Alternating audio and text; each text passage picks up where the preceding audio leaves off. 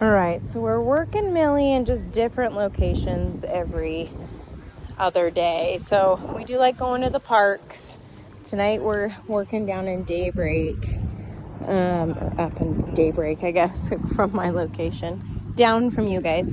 But what I'm doing is just starting to generalize some rules here. So sometimes I notice with Millie, we get to a new place and she's a little bit hesitant, a little bit nervous. It's new, especially there's new people, new dogs. Even I've seen crowds of people make her nervous. And she becomes more of like a head on a swivel where she's looking around. Her nervous system is having a hard time regulating. And that makes sense. When we go into self-preservation mode, the last thing that we're thinking about doing is what's like our math test or, something where we actually have to problem solve and think through things. So I want to work her out of that.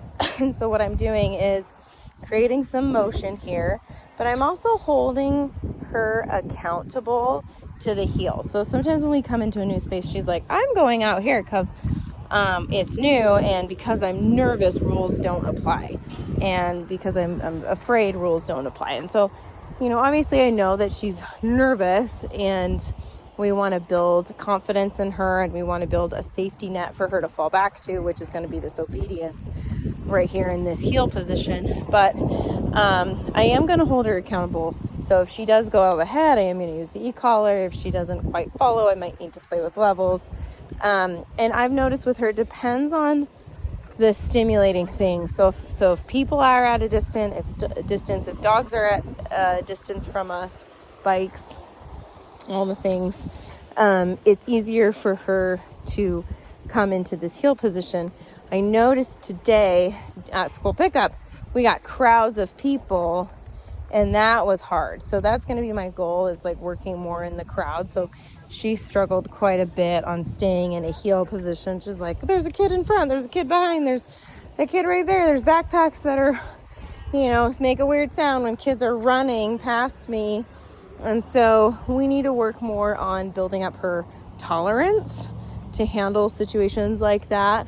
So that's why I'm coming out here, because there's actually a good crowd of people on the other side of this building. We've had to walk past a couple times, and just generally people are coming. There's a swag around the corner.